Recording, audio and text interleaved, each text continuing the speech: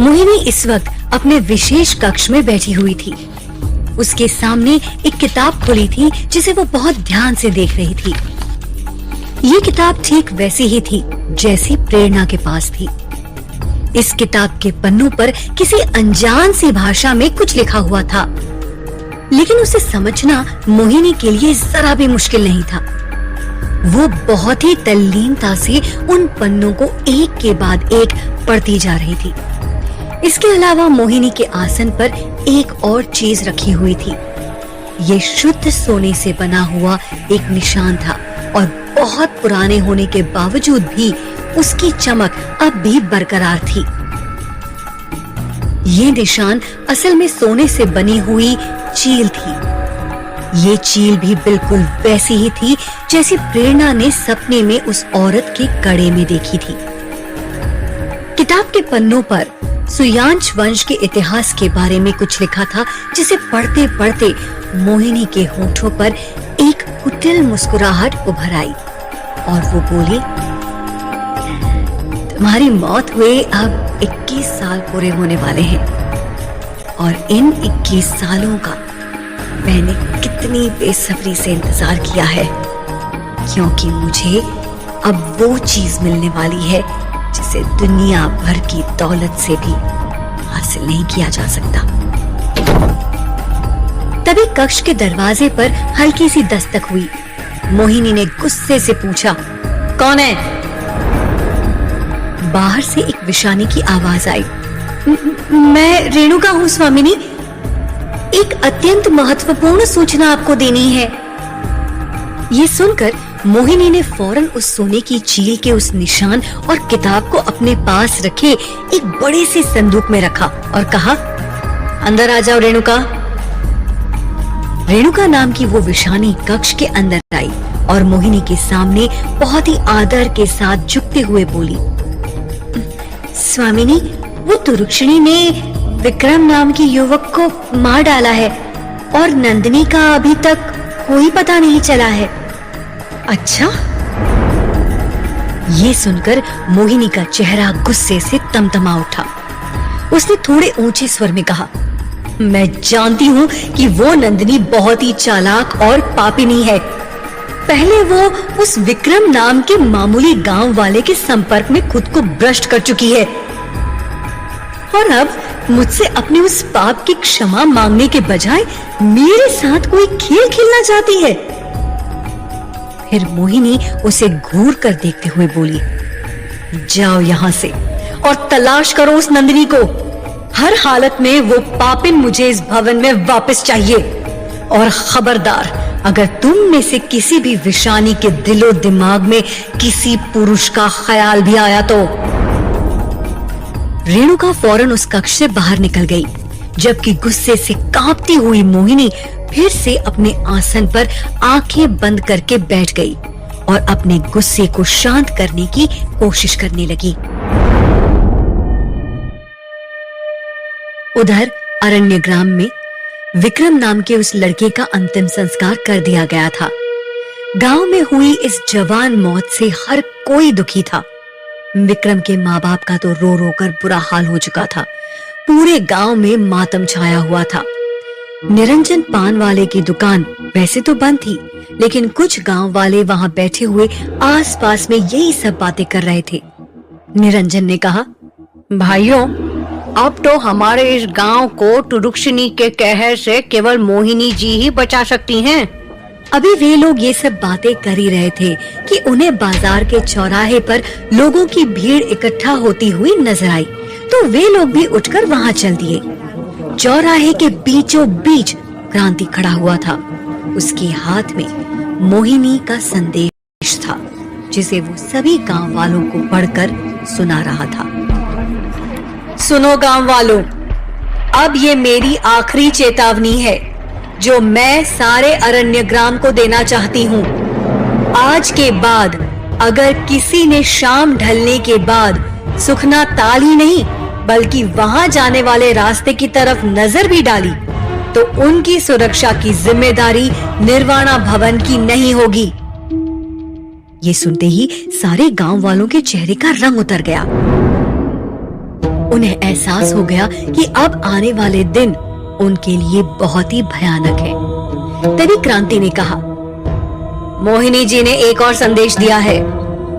इसी के साथ क्रांति ने आगे पढ़ना शुरू किया।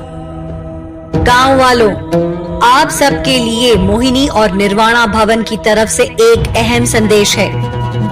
भवन की एक विशानी जिसका नाम नंदिनी है, उसके साथ शायद कोई ना कोई अनहोनी हुई है। वो भवन से गायब है। वैसे तो मोहिनी जी की दृष्टि से कुछ भी छुपा हुआ नहीं है, वे तो बंद आंखों से भी सब कुछ देख लेती हैं। किंतु इस बार वे चाहती हैं कि नंदिनी को तलाश करने में गांव वाले भी अपना सहयोग प्रदान करें। इसीलिए जो भी नंदिनी नाम की उस विशानी के बारे में कुछ भी जानता हो, वो सीधा निर्वाणा भवन की सेविकाओं को इसकी सूचना दे। उसे भवन की ओर से इनाम दिया जाएगा। इस संदेश को सुनने के बाद गांव वालों में आपस में खुसर पुसर शुरू हो गई। सभी लोग इस इनाम को पाने के मंसूबे बनाने लगे, क्योंकि भवन की ओर से इस तरह के कई इनाम पहले भी दिए जा चुके हैं। इस वक्त क्रांति भी इसी इनाम के बारे में सोच रहा है। उसके दिमाग में वही बाजूबंद घूम रहा था जो विक्रम की लाश के पास से मिला था। क्रांति ने मनी मन कुछ हिसाब लगाते हुए कहा, तो इसका मतलब वो बाजूबंद नंदिनी नाम की विशानी का था और वो उस रात विक्रम के पास उस झोपड़ी में आई थी। हाँ। ये सोचते सोचते क्रांति की आंखों में एक चमक आने लगी। उधर रुद्र अभी भी उन्हीं अनजान पहाड़ी रास्तों पर बढ़ा चला जा रहा था। उसने नीचे उतरने वाला रास्ता चुना था और उसे अभी भी कोई आइडिया नहीं था कि आखिर वो जा कहां रहा है। फोन का जीपीएस अभी भी काम नहीं कर रहा था, लेकिन रुद्र को बार बार उस बाबा की बात याद आ रही थी कि रास्ता कोई भी चुन लो, सबकी मंजिल एक ही है। तो उसी हिसाब से रुद्र इस उम्मीद में आगे बढ़ता जा रहा था कि शायद वो इसी रास्ते से अरण्य ग्राम तक पहुंच ही जाएगा। तभी उसे थोड़ी दूरी पर फिर से काला धुआं उठता हुआ दिखाई दिया। रुद्र ने देखा कि ये धुआं किसी झोपड़ी से उठ रहा था, जो इस वक्त जलकर राख हो रही थी। वहाँ आसपास काफी लोग इकट्ठा थे जो उस आग को बुझाने की कोशिश कर रहे थे। रुद्र ने अपनी बाइक उस झोपड़ी की तरफ बढ़ा दी और कुछ ही मिनटों में उस झोपड़ी के बाहर पहुंच गया। फिर बाइक रोकते हुए एक आदमी से पूछा, ये झोपड़ी में आग कैसे लग गई? उस आदमी ने रुद्र की बात सुनकर कहा, बड़ी भयानक आग थी, सब जलकर खाक हो गया, कुछ नहीं बचा, पर आग कैसे लगी ये पता नहीं चल पाया है अब तक। ये सुन रुद्र ने पूछा, कहीं कोई घायल तो नहीं हुआ या किसी की जान तो नहीं गई? किसी को हॉस्पिटल ले जाना हो तो मैं मदद कर सकता हूँ। ये सुन वो आदमी बोला, नहीं, किसी की जान तो नहीं गई, वरना यहाँ उन लोगों की लाश भी पड़ी मिलती। लगता है जब ये आग लगी तो इस झोपड़ी में कोई नहीं था, पता नहीं इसमें रहने वाले लोग कहाँ चले गए। रुद्र को अब ये मामला थोड़ा अजीब लगा और एक रिपोर्टर होने के नाते उसकी दिलचस्पी थोड़ी बढ़ गई।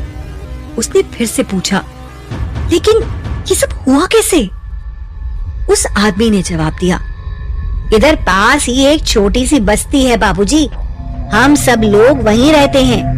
कल रात अचानक हमें एक आवाज सुनाई दी, जैसे कोई औरत जोर जोर से हंस रही थी। उस औरत की वो हंसी इतनी खौफनाक थी कि डर के मारे हम सबकी तो हालत खराब हो गई। किसी की भी हिम्मत नहीं हुई कि घर से बाहर निकलकर कुछ देख सके। और सुबह हमने देखा कि इस झोपड़ी में आग लगी हुई है, लेकिन जब तक हम कुछ करते उससे पहले ही ये भी जलकर राख हो गई।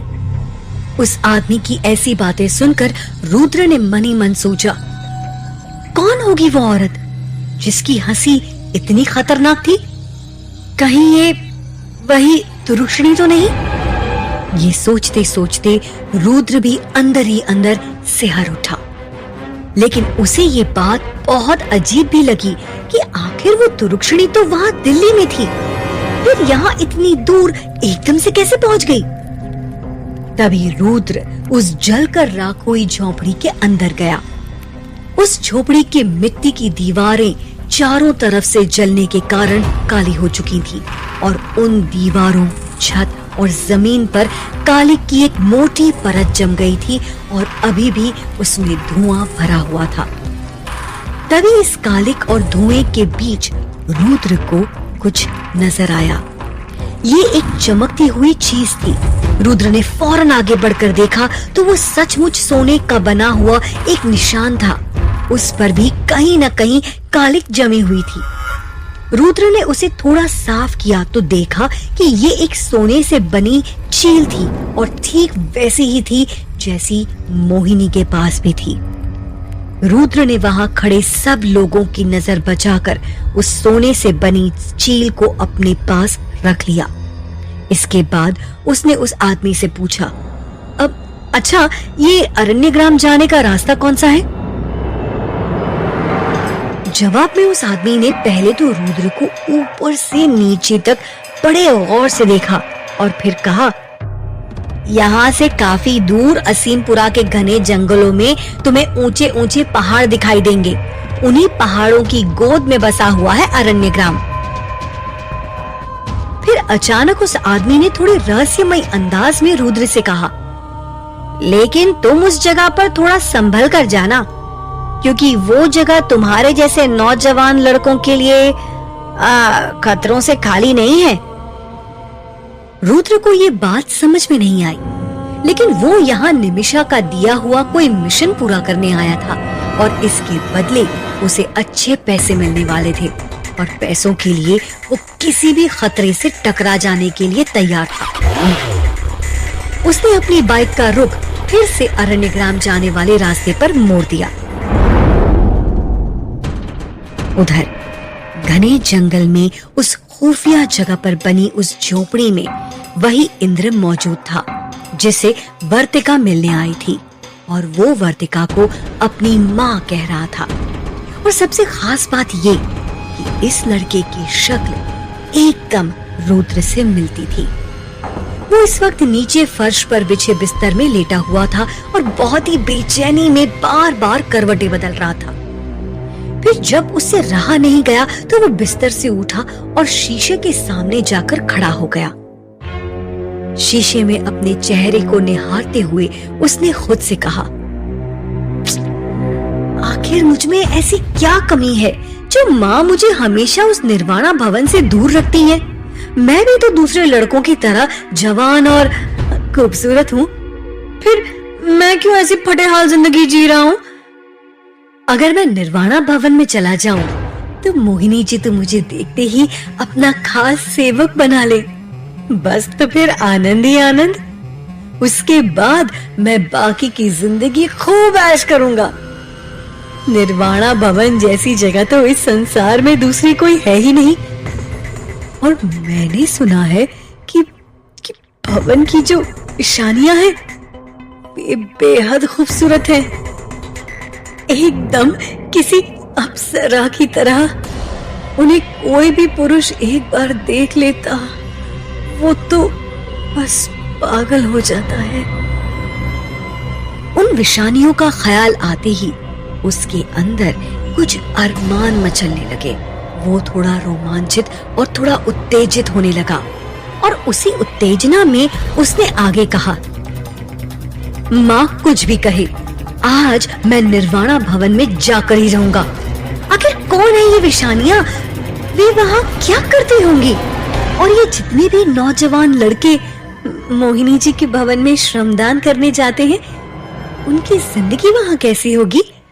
ये सब मुझे तभी पता चलेगा जब मैं निर्वाणा भवन जाऊंगा। माँ कहती है कि 7 बजने के बाद भवन और जंगल में नहीं जा सकते। अभी 7 बजने में थोड़ा टाइम बाकी है, यही समय सही है वहां जाने के लिए। ये सोचते सोचते इंद्र इतना उत्तेजित हो गया कि उसने तय कर लिया कि वो अभी और इसी वक्त निर्वाणा भवन में जरूर जाएगा। लेकिन ये काम उसे बहुत ही होशियारी से और चोरी छुपे करना था। उसने फिर से अपने चेहरे को एक काले कपड़े से इतना ढक लिया कि उसकी बस आंखें ही दिखाई दे रही थी। इसके बाद वो उस खुफिया जगह से बाहर निकला और उस घने जंगल में इस तरह आगे बढ़ने लगा जैसे वो निर्वाणा भवन जाने का रास्ता अच्छी तरह से जानता हो। और जैसे जैसे वो भवन की तरफ बढ़ रहा था, उसके पीछे एक औरत का साया भी चल रहा था।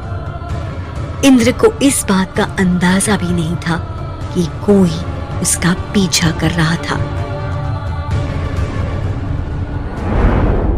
तकरीबन आधे घंटे के बाद वो लड़का निर्वाणा भवन के पिछले हिस्से की तरफ पहुंच गया। शायद वो जानता था कि निर्वाणा भवन के मुख्य दरवाजे से कोई भी पुरुष अंदर प्रवेश नहीं कर सकता, इसीलिए वो पीछे की तरफ बने उस बड़े से बागीचे में से होकर जाना चाहता था। अभी वो पीछे की तरफ पहुंचा ही था कि थोड़ी ही दूरी पर उसे हंसने खिलखिलाने की आवाजें सुनाई दी। ये आवाजें उन्हीं विषानियों की ही थी जो बागीचे में बने सरोवर में से कमल के फूल तोड़ने के लिए आई हुई थी। लड़के ने फौरन खुद को घनी झाड़ियों में छुपा लिया और वहां से वो उन विषानियों को देखने लगा। वे विषानियां सरोवर के पानी में कमर तक डूबी हुई खड़ी थी और एक दूसरे से हंसी मजाक करते हुए फूल तोड़ रही थी। उनके भीगे जिस्म पर बस एक सफेद पारदर्शी वस्त्र लिपटा हुआ था जो उनकी नाजुक देह और कोमल अंगों को ढकने के लिए काफी नहीं था। दूर झाड़ियों में खड़ा हुआ इंद्र विषानियों की ये सुंदरता देखकर एकदम दंग रह गया। उसने मन ही मन कहा, काश मैं एक बार इन विषानियों की सुंदर देह को छू पाता। ये सोचते सोचते वो अपने होशो हवास खोकर उन झाड़ियों से बाहर निकला और उन विषानियों की तरफ बढ़ने लगा। लेकिन तभी उसको एक लड़की की रहस्यमयी और मीठी सी आवाज सुनाई दी, इंद्र, इंद्र। किसी अजनबी के मुंह से अपना नाम सुनकर पहले तो इंद्र एक पल के लिए डर गया, पर फिर उसने पीछे पलटकर देखा तो वहां कोई नहीं था। उसे लगा कि ये उसका वहम था। अब वो फिर से आगे बढ़ने लगता है और तभी उसे दूसरी तरफ से आवाज आती है, इंद्र, इंद्र, इधर आओ इंद्र। ये किसी लड़की की आवाज थी और आवाज इतनी मोहक, इतनी मीठी थी कि इंद्र उस आवाज की तरफ खींचता चला गया। इंद्र, वो आवाज उसे बार बार बुला रही थी। इंद्र, कभी उसे लगता कि आवाज दाईं तरफ की ओर से है तो कभी बाईं तरफ से, कभी आगे से तो कभी पीछे से। इंद्र, इंद्र। कभी उसे एक आवाज सुनाई देती तो कभी दो, कभी उसे आवाज सुनाई देती तो कभी उसे पायलों की छम छम। इंद्र से रहा नहीं जा रहा था। वो कुछ भी करके उस खूबसूरत आवाज का चेहरा देखना चाहता था। उस आवाज और पायल की छमछम का पीछा करते करते कब वो भवन के अंदर प्रवेश कर गया उसे पता ही नहीं चला। ऐसा लग रहा था मानो वो आवाज उसे अपने पीछे आने को मजबूर कर रही थी। वो आवाज का पीछा करते करते वो भवन के एक बागीचे में पहुंच गया। शाम ढल चुकी थी और अंधेरा शुरू हो गया था, पर इंद्र को इस बात का जरा भी अंदाजा नहीं था। ना ही उसे ये याद था कि शाम ढलने के बाद यहाँ आने वाले लड़कों का क्या हाल होता है। वो तो बस भवन की उस आवाज की धुन में खो गया था। भवन के इस बागीचे में जैसे ही इंद्र के पैर पड़े, वहां का नजारा ही बदल गया। जैसे जैसे वो बागीचे में कदम बढ़ा रहा था, वहां पर टिमटिमाती बत्तियां जलती जा रही थी और किनारे पे लगे पौधों में सुनहरे फूल खिलने लगे। इधर उधर जुगनू अपनी चमक बिखेरने लगे। उसे ऐसा लग रहा था जैसे वो किसी अलग ही दुनिया में आ गया है। उसे अभी भी वो आवाज सुनाई दे रही थी, इंद्र, इंद्र, और तभी उसका पैर फिसला और वो वहां बने एक तालाब में जा गिरा, जिसमें कमल के फूलों के बीच किन्हीं जलपरियों की तरह विषानियां क्रीड़ा कर रही थीं। और तालाब में गिरते ही उसे ऐसा लगता है कि वो पानी में डूबता जा रहा है। वो पानी से निकलने की कोशिश करता है पर वो निकल नहीं पाता। तभी उसे अपने आसपास पानी में तैरती हुई 3 तुरुक्षणी दिखाई देती हैं। इन्होंने काली साड़ी पहनी है और इनके बाल बहुत लंबे हैं, खुले हुए, और उनकी आंखें सुर्ख लाल हैं। और पानी में तैरते हुए खुले हुए बालों के साथ वो और भी भयानक लग रही हैं। उसे ऐसा लग रहा था कि वो उस तक पहुंचने की कोशिश कर रही हैं और इसलिए वो उनसे दूर जाने की कोशिश करने लगा। पर तभी उसे ऐसा लगता है जैसे वो किसी भंवर में फंसता जा रहा है। वो बाहर निकलने की पूरी कोशिश कर रहा था पर वो तीनों तुरुक्षणी जैसे उसके करीब आती जा रही थी और पानी में बना भंवर और गहरा और बड़ा होता जा रहा था। तभी उसने पूरी कोशिश की और वो पानी की सतह पर आया और फिर उसने जो देखा उसके होश उड़ गए। वो खूबसूरत बागीचा, सुनहरे फूल और तितलियां जो थोड़ी देर पहले यहाँ थी, वो सब कुछ गायब था। वहां अंधेरे और सन्नाटे के अलावा कुछ नहीं था। वो कुछ सोच पाता कि तभी एक बार फिर उसे ऐसा लगा जैसे किसी ने उसे पानी के अंदर खींच लिया और वो डूबने लगा। पर फिर से वो पानी की सतह पर वापस निकला और देखा कि बाहर का नजारा फिर से बदल चुका था। वो बागीचा, फूल फिर से दिखने लगे। तभी उसे लड़कियों के हंसने की आवाज आई। उसने देखा उसे 4-5 विषानियों ने घेर लिया है। बिना ब्लाउज की आधी और जीनी सी सफेद साड़ी पहने ये विषानियां बेहद खूबसूरत थीं। भीगी साड़ी में उनका अंग अंग झलक रहा था। वो बहुत चक्का सा उन्हें देख रहा था। तभी एक विषानी ने बोला, क्या हुआ? ऐसे क्यों घूर रहे हो जैसे कोई भूत देख लिया हो? इस पर हंसते हुए दूसरी विषानी बोली, लगता है ये सब कुछ आज अभी ही देख लेना चाहता है, जरा भी सब्र नहीं है इसे। तभी वहां से गुजरती वर्तिका ने ये नजारा देखा और वो तालाब की तरफ आई। फिर उसने एक विषानी को देखते हुए बोला, क्या हुआ कनिका, आज फिर से कोई नया शिकार मिल गया क्या तुम लोगों को? उसकी बात सुन सभी विषानियां हंसने लगी। पर कोई आगे कुछ भी बोलता कि तभी पानी में डुबकी लगाता इंद्र वर्तिका की तरफ पलटा और इंद्र पर नजर पड़ते ही वर्तिका के पैरों तले जमीन खिसक गई। नजारा तो आज अरण्यग्राम का भी देखने लायक था, क्योंकि जब से क्रांति ने गांव वालों को मोहिनी का ये संदेश पढ़कर सुनाया था कि जो भी भवन से गायब हुई नंदिनी नाम की विषानी के बारे में खोज खबर देगा उसे बेशकीमती इनाम दिया जाएगा, तब से ही पूरे गांव में जोरदार हलचल मची हुई थी। गांव की हर गली, हर कोने की तलाशी ली जा रही थी और जोर शोर से नंदिनी को ढूंढा जा रहा था। लोगों ने अपने खेत खलिहान के साथ साथ गांव के तमाम कुओं और तालाब को भी अच्छी तरह से छान मारा था। लेकिन जहां हर कोई नंदिनी की तलाश कर रहा था, वहीं अचानक एक अंधेरे से कमरे में नंदिनी की आंख खुली और उसे होश आ गया और उसे अपने चारों तरफ अंधेरे के अलावा कुछ नहीं दिखाई दिया। वो बुरी तरह से घबरा कर उठी तो उसका सर एक दीवार से टकराया और उसके मुंह से एक चीख निकल गई। अपने दर्द को दबाते हुए उसने उस अंधेरे में चारों तरफ टटोल कर देखा तो उसने पाया कि वो चारों तरफ से मजबूत और खुरदुरे पत्थरों की बनी दीवार से घिरी हुई है। ये तो कोई काल कोठरी में कैद कर दिया गया है, लेकिन मैं यहाँ कैसे पहुंची?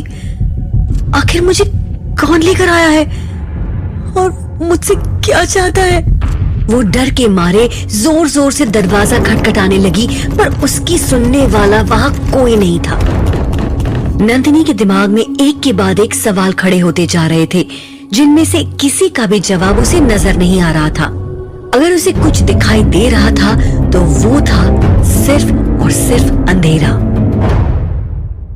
उधर प्रेरणा को भी इस बात का कोई अंदाजा नहीं था कि आखिर वो नीले सांप वाला आदमी अभी भी उसकी खिड़की के पास क्यों बैठा हुआ है। प्रेरणा ने एक बार फिर से अपनी खिड़की को बहुत ही धीरे से खोला, लेकिन पूरा नहीं, बल्कि सिर्फ इतना कि उसमें से एक छोटी सी झीरी बन गई। उसी झीरी में से प्रेरणा ने थोड़ा डरते डरते बाहर झांका।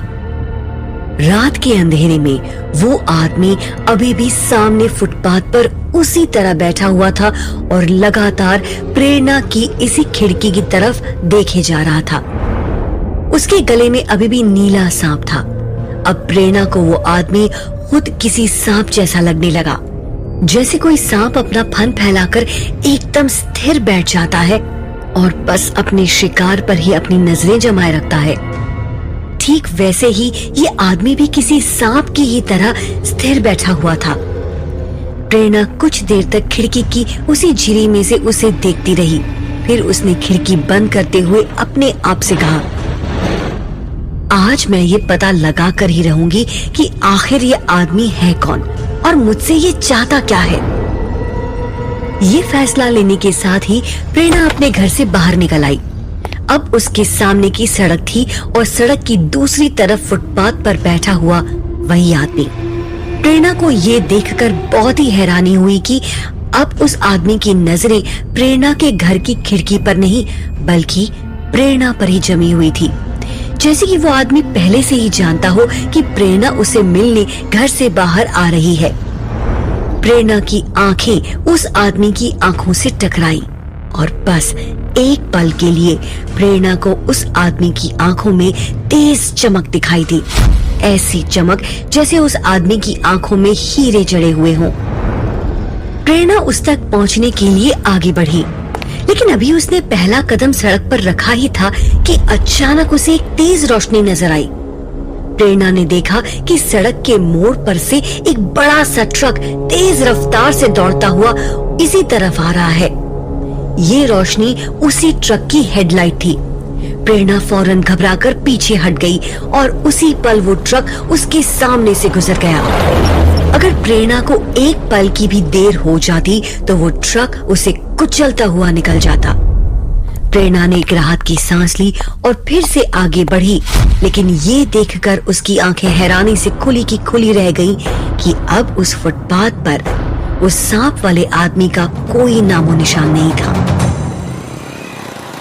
इधर रुद्र, जो अरण्य ग्राम की ओर अपनी बाइक तेजी से दौड़ा रहा था, उसके मन में उस जली हुई झोंपड़ी और वहां मिली सोने की चील के बारे में कई सवाल उठ रहे थे। उसे ऐसा लग रहा था जैसे ये अपने आप में एक केस है। पर तभी उसकी नजर सामने लगी बोर्ड पर गई, जिसमें लिखा था अरण्य ग्राम, क्योंकि आखिरकार वो जैसे तैसे अरण्य ग्राम तक पहुंच ही गया था और अब बस उसे वो गेस्ट हाउस ढूंढना था जिसका एड्रेस निमिषा ने उसे लिख कर दिया था और जहां जाकर उसे स्टे करना था। गांव में दाखिल होने के साथ ही रुद्र को 4-5 आदमी नजर आए, जो एक बरगद के पेड़ के नीचे बने चबूतरे पर बैठे हुए बातचीत कर रहे थे। रुद्र ने उनमें से एक आदमी से पूछा, अब भाई साहब, आपके गांव में जो गेस्ट हाउस है उसका रास्ता कहाँ है? ये सुनकर उन सभी गांव वालों ने रुद्र को ऊपर से नीचे तक घूर कर देखा। फिर वे आपस में खुसर फुसर करने लगे। रुद्र की समझ में कुछ नहीं आया। उसने फिर से अपना सवाल दोहराया तो उसे ये देखकर बहुत ही हैरानी हुई कि वो सभी आदमी एक एक करके उठे और वहां से इधर उधर चल दिए। रुद्र चिल्लाया, अरे भाई साहब, आखिर हुआ क्या? आप लोग ऐसे नाराज क्यों हो गए? ऐसा क्या पूछ लिया मैंने भाई? लेकिन उन आदमियों ने पीछे मुड़कर देखा तक नहीं। रुद्र अब थोड़ा सा आगे बढ़ा तो उसे एक छोटा सा बाजार नजर आया। उसने एक दुकानदार से गेस्ट हाउस का रास्ता पूछा तो उसने रुद्र की तरफ नजर उठाकर देखा तक नहीं। रुद्र का दिमाग अब भन्ना गया। उसने खुद से ही कहा, आखिर ये चक्कर क्या है? ये गांव वाले तुझे देखकर ऐसे बिदक रहे हैं जैसे तो कोई आदमी नहीं बल्कि कोई बीमारी है। तभी उसकी नजर निरंजन पान वाले पर पड़ी, जिसकी दुकान पर एक भी ग्राहक नहीं था, फिर भी वो पान बनाने में बहुत बिजी था। रुद्र ने मनी मन सोचा, ये आदमी थोड़ा काम का लग रहा है, लेकिन इससे थोड़ी तरकीब से एड्रेस पूछना पड़ेगा। इसके बाद उसने निरंजन से कहा, भाई साहब जरा एक पैकेट सिगरेट का दीजिए और एक बढ़िया सा पान लगाइए। निरंजन ने चौंक कर रुद्र की तरफ देखा, फिर वो उसे घूरते हुए बोला, परदेशी हो? जी हाँ, रुद्र ने कहा, बहुत लंबा सफर करके आ रहा हूँ और अब मैं और मेरी ये बाइक दोनों ही इतनी बुरी तरह से थक गए हैं कि हमें आराम करने के लिए किसी गेस्ट हाउस की जरूरत है। इस पर निरंजन ने फिर से पूछा, कहाँ से आए हो और काम क्या करते हो? रुद्र ने बहुत ही धैर्य के साथ कहा, मैं दिल्ली से आया हूँ और बहुत सुना था इस जगह के बारे में, इसलिए घूमने आया हूँ। अब निरंजन ने मुस्कुराते हुए कहा, तो वापस दिल्ली ही लौट जाइए, वरना कल आपकी खबर आप ही के अखबार में छप जाएगी। रुद्र ने थोड़ा चौंकते और थोड़ा घबराते हुए पूछा, ये आप क्या बोल रहे हैं भाई साहब? निरंजन अब थोड़े धीमे लहजे में बोला, देखिए भैया, इस गांव में किसी भी परदेशी का आना सख्त मना है, खास करके नौजवान लड़कों का आना तो एकदम ही मना है। और तुम तो वैसे भी एकदम कड़क नौजवान छोकरे हो, इसलिए हमारी बात मानो, जैसे यहाँ आए हो वैसे ही चुपचाप यहाँ से निकल लो, नहीं तो तुम्हारा हाल भी उन दूसरे नौजवान लड़कों जैसा होगा। तुम भी एक दिन अपना दिमाग में पागलपन और गले में नीला निशान लिए दूर दूर भटकते फिरोगे। निरंजन की इस बात से रुद्र के दिमाग में बिजली सी कौंधी। उसे फौरन वो दिन याद आ गया जब वो सुसाइड करने रेलवे ट्रैक पर खड़ा था। तब निमिषा ने उसके फोन पर एक वीडियो भेजा था जिसमें एक नौजवान लड़का एकदम पागलपन की हालत में किसी सुनसान रास्ते पर चला जा रहा था और उसकी गर्दन में एक नीला निशान बना हुआ था। रुद्र के जिस्म में एक झुरझुरी सी दौड़ गई। तभी निरंजन ने आगे कहा, और हाँ भैया, जितना जल्दी हो सके यहाँ से निकल लेना, वरना वो तुरुक्षिणी। ये कहते कहते निरंजन एकदम से चुप हो गया, लेकिन रुद्र के दिमाग में एक तेज धमाका हुआ। तुरुक्षिणी, उसने मन ही मन कहा, क्या ये वही तुरुक्षिणी है जिसके बारे में निमिषा ने बताया था, जो वहां दिल्ली में मुझे दिखाई दी थी और जिसने मेरी बिल्डिंग में रहने वाले एक लड़के का शिकार भी किया था? रुद्र अब सचमुच बुरी तरह से डर गया था। उसे लगा उसने अरण्य ग्राम में आकर बहुत बड़ी गलती कर दी है। निमिषा ने उसे जरूर किसी बड़ी मुसीबत में फंसा दिया है। जहाँ रुद्र अरण्य ग्राम में आ पहुंचा था, वहीं बिल्कुल रुद्र जैसा दिखने वाला इंद्र निर्वाणा भवन के बागीचे में विषानियों के बीच तालाब में था और उसकी माँ ठीक उसके सामने खड़ी थी। उसे इस हाल में देख घबराई हुई वर्तिका ने उसका नाम लेकर जोर से चिल्लाया और बोला, इंद्र, मैंने मना किया था ना यहाँ आने के लिए, चलो यहाँ से तुरंत। पर इंद्र के कानों में जैसे वर्तिका की ये बात पड़ी ही नहीं। उसकी बात सुनते ही कनिका नाम की वो विषानी बोली, पर अब तो इंद्र यहाँ आ चुका है, अब वो कहीं नहीं जा सकता। ये बात तो तुम्हें अच्छे से पता है ना वर्तिका? उसकी ये बात सुनते ही घबराई हुई वर्तिका बोली, देखो कनिका, इंद्र मेरा बेटा है, बस वही है मेरा इस दुनिया में, जाने दो उसे, मैं तुमसे विनती करती हूँ। पर उसकी बात सुन सभी विषानियां हंसने लगी और एक दूसरी विषानी बोली,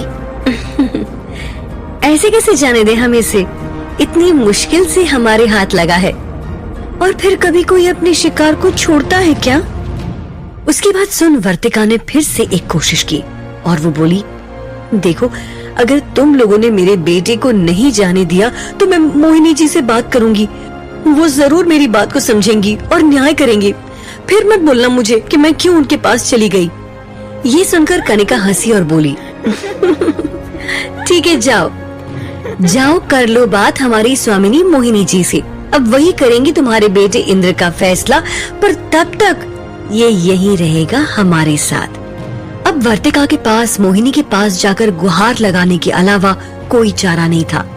उसकी आंख से आंसू टपकने लगे और वो मोहिनी के कक्ष की तरफ डरते कदमों के साथ बढ़ गई।